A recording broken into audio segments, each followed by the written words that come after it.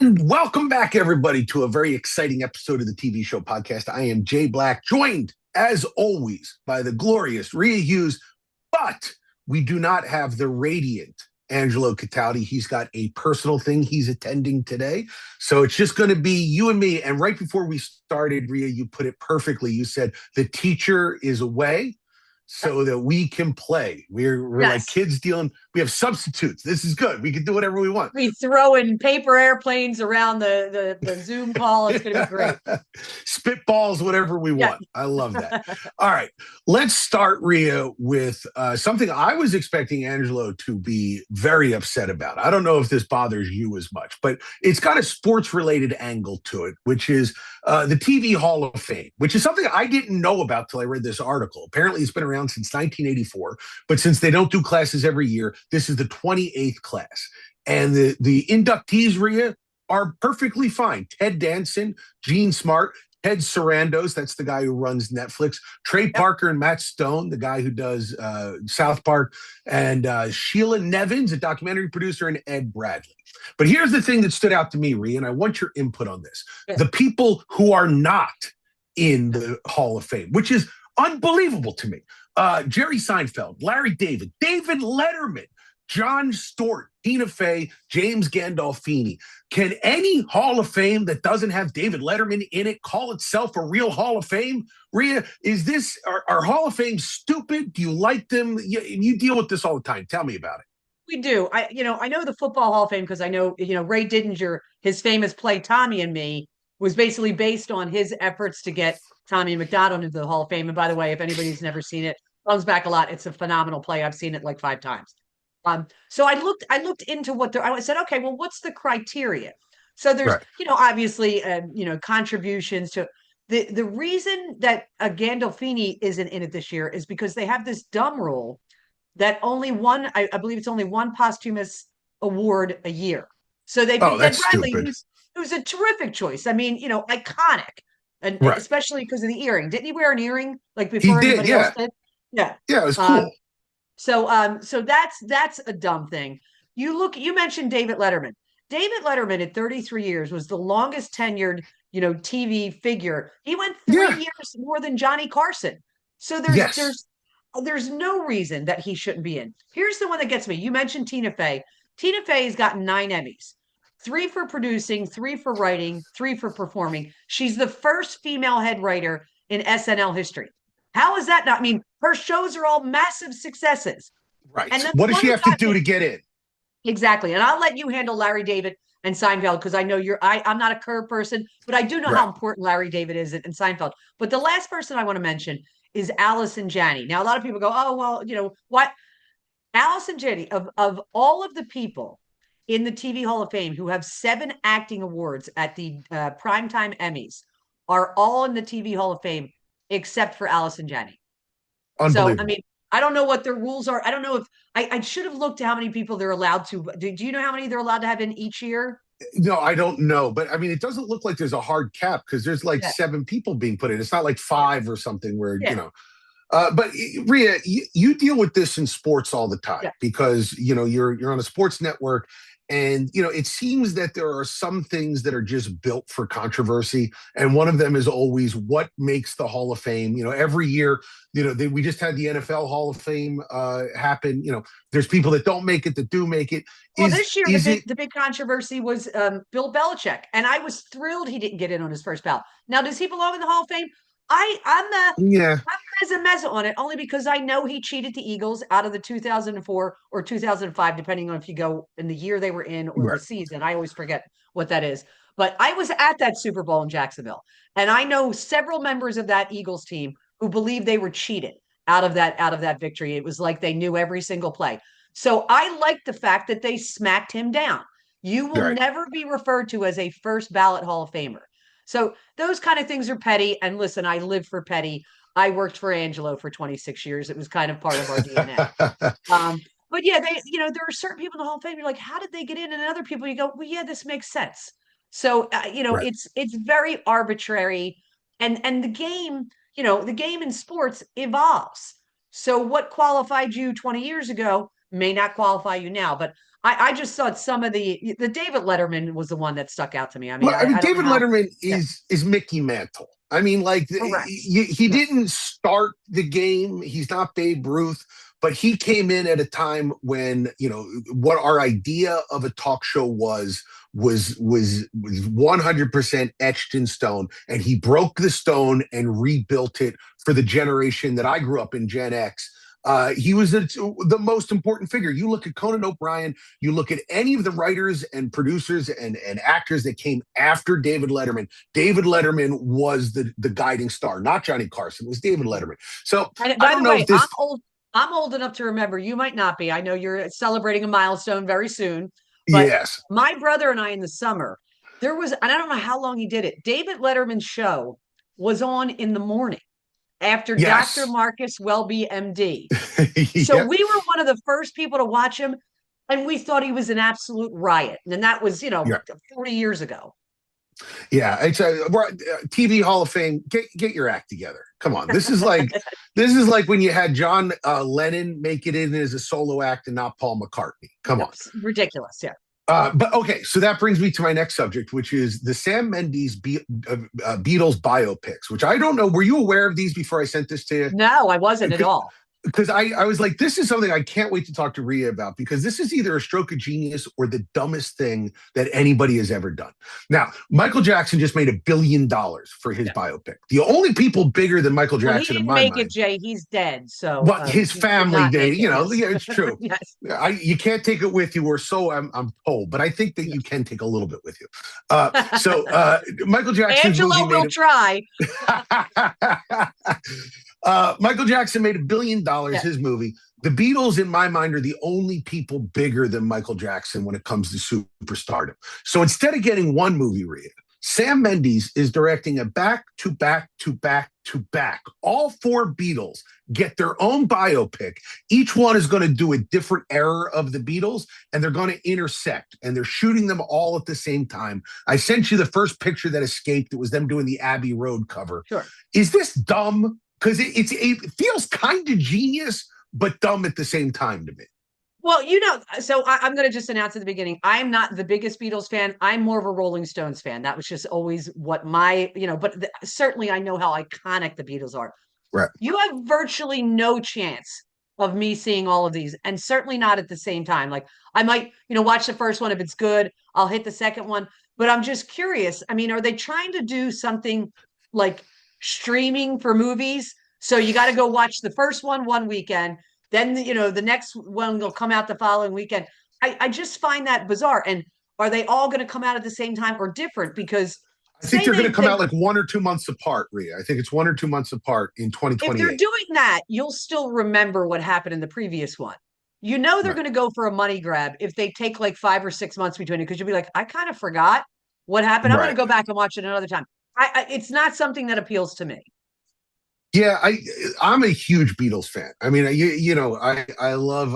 I was originally a John Lennon guy, but now I'm more of a Paul McCartney guy. I'm a pretty bubbly, happy guy. You know that, Rita. So I like the bubbly, happy stuff. I don't know. The big one for me is, how do you get people excited for a Ringo movie? Like, is there anybody clamoring? Ringo, like Ringo always gets short yeah, shrift. I love Ringo too, but is anybody going, what's the hidden story? What's Richard Starkey's real story? I don't know. If you can get $100 million out of a Ringo movie, there's nobody bigger than the Beatles. I'm curious for the people at home. You can click right on the send us fan mail thing. Text us or email us and let us know, because, again, I don't know if this is stupid or crazy or brilliant, or maybe it's all three at once, but I'm interested in that. It would have made more sense to do like so if you're going to do like a 10 episode thing on Netflix or Prime, to me, that would make more sense. The only reason why you wouldn't do that is if you're looking at the Michael Jackson biopic going, well, money. He just made $1 billion. And I watched that biopic, Rhea. It was terrible, but I loved it, because I love the music. I Yeah, love everybody Michael loves the Jackson's music. music. So you'd watch it and it felt like a crappy Lifetime movie. And this is Yeah. coming from somebody who makes crappy Lifetime movies. You So would I'm know. going, yeah, this is terrible. And then, like, you know, ABC would pop on and you're like, well, this is the greatest movie I've ever seen. Yes. And then it goes back to being terrible. And then Beat It comes on and you're like, I love this movie. So, you know, the music saves a lot, which is also, you know, where Ringo Well, comes up a little short. it's what saved Bohemian Rhapsody was the music. Yeah, that was a terrible movie with great Yeah. music as well. Yep. So we'll see. We'll have to see next year. Okay, I got to bring up the final thing. Speaking of streaming, is Nielsen put out its most watched streaming shows for the first half of 2026, and what's shocking to me is how much old TV is on there. Listen to this list: Friends, Young Sheldon, The Closer, NCIS. This is the top 20 of the year for everybody. Criminal Minds, Bob's Burgers, The Family Guy, and in the top 5, Rhea, The Big Bang Theory, which is a bad sitcom. People love this stuff. And I just, first off, I want to know why this is happening. But the second thing is, have we been doing TV all wrong? Should we just go back to the old network formula? Just give us 25 episodes a year of people that look good on television being friendly with one another? What's going on here? So I'm going to tell you, I am included in those ratings, definitely for one show, because I was a massive fan of Kira Sedgwick in The Closer. I loved it when it was on originally. Mm-hmm. When I saw it pop up, I guess it did pop up on Netflix. I rewatched the whole show, all however many seasons, because I just forgot how great she was in it.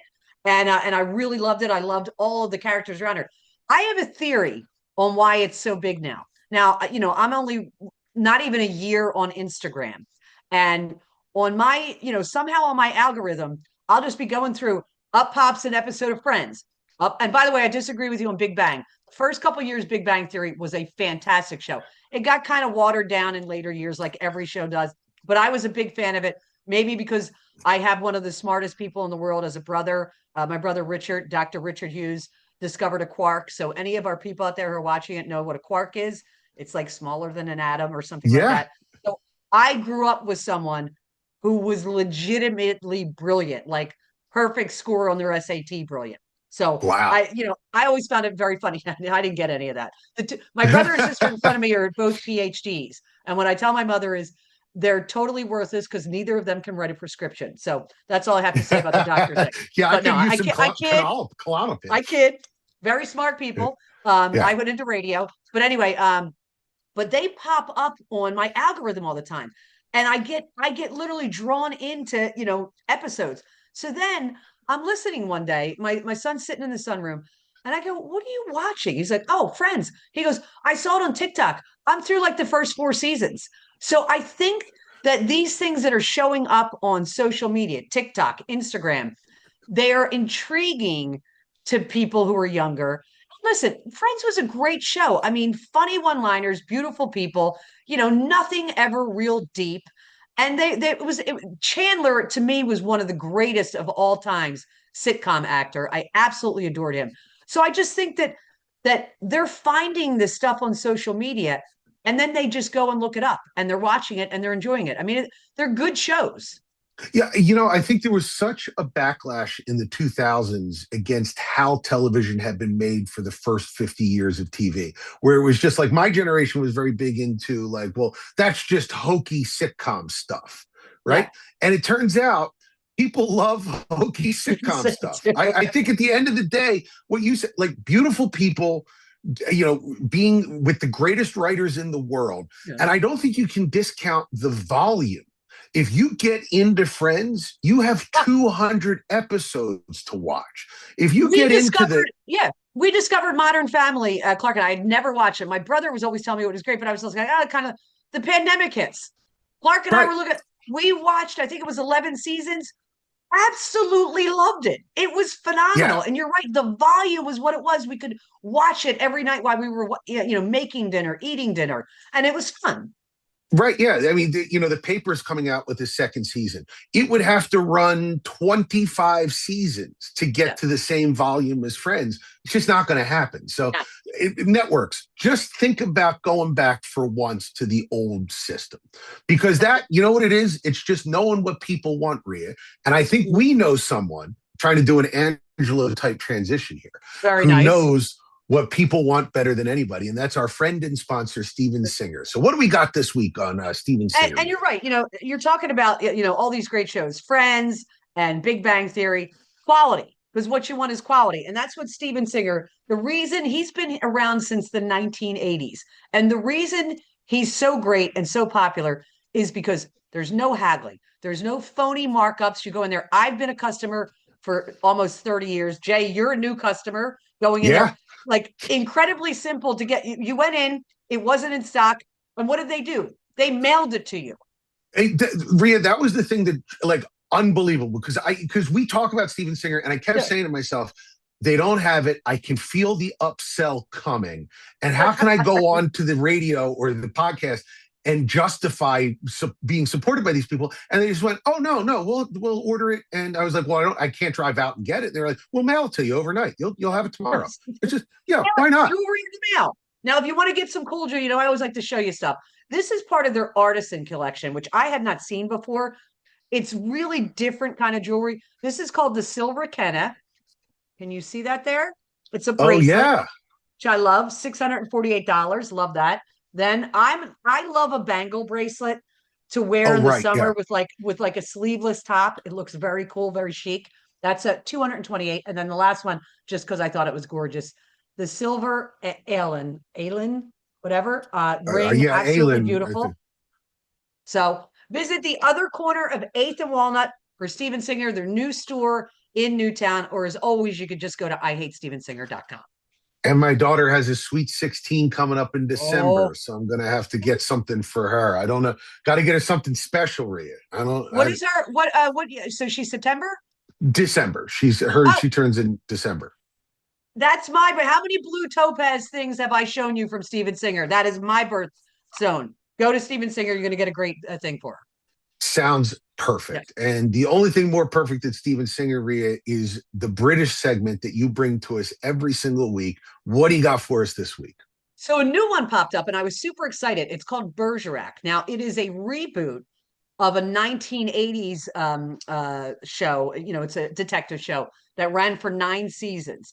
And it's based on the island of Jersey. Now, a lot of people don't know what that is. The island of Jersey is, I believe it's in the English Channel. It's 85 miles off the coast of Britain, 14 miles off the coast of France. And but they govern themselves, although they are under where the British will defend them if anything happens, although didn't technically defend them in World War II. That's a whole nother story. But it's I was really hoping for, I always say, what's great about British shows is the scenery. It's as much an actor in it as everything. They need to do a little bit more of the scenery. So I had not seen the original Bergerac. I'm going to go back and see it. What people are saying the difference is the original guy was more of a charming alcoholic. That's what we like to portray in the 1980s. Charming, sure, yeah. But somebody who had kind of tried to stop drinking. This guy's real moody. It's the moody detective trope. He's an alcoholic because he's on compassionate leave from the police force because his wife tragically died 6 months ago. He's raising his 14-year-old daughter. I really like his mother-in-law. She's very, very interesting.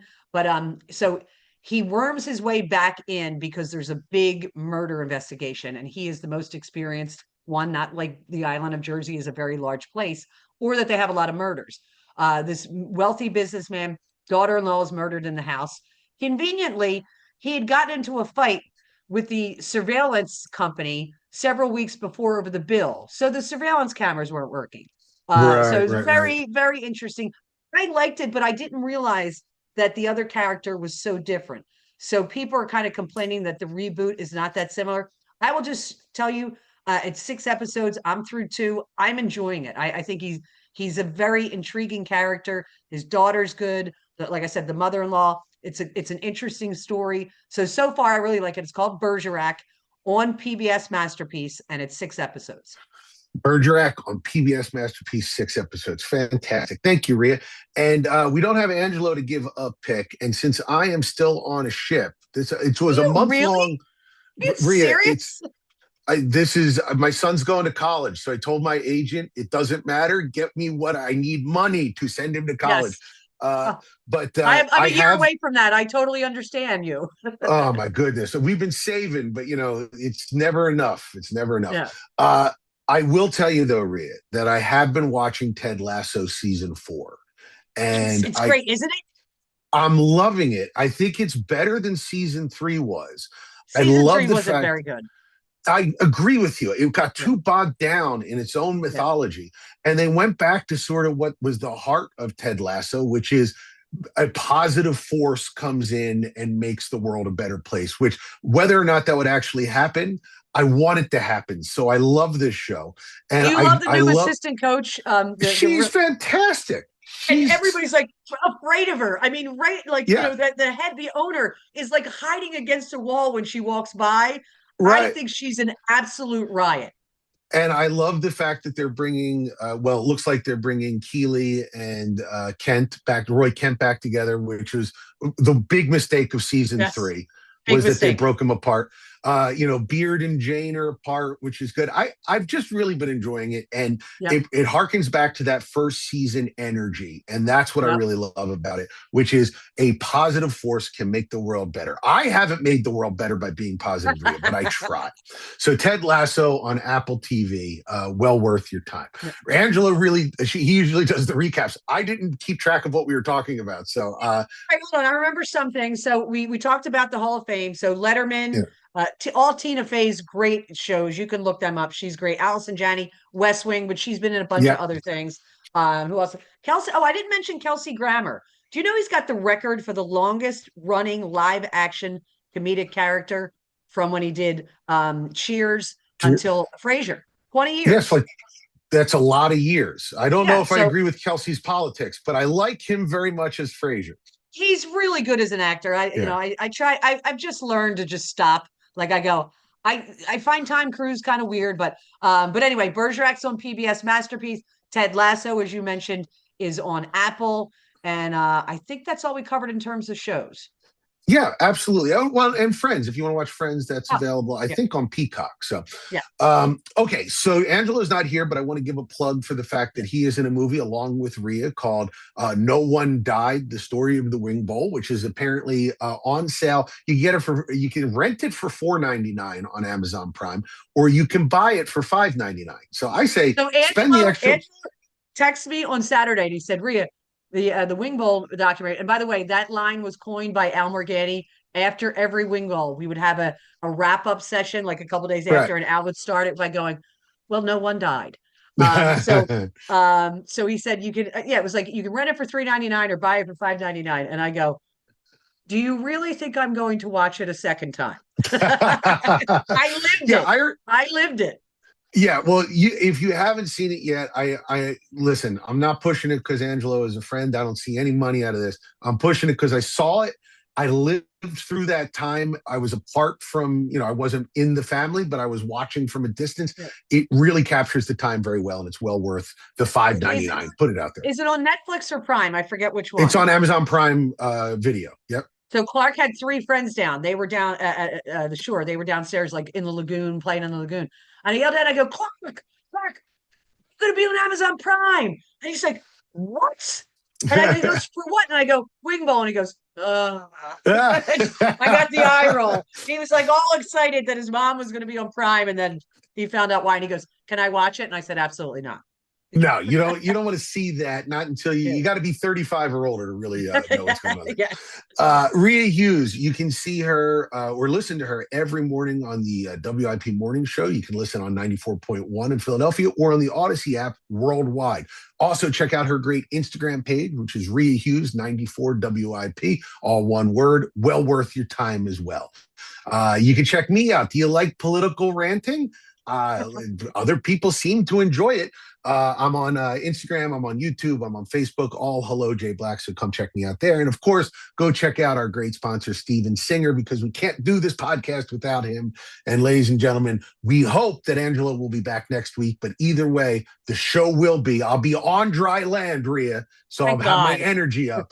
And we thank you for listening, and we'll see you guys next time.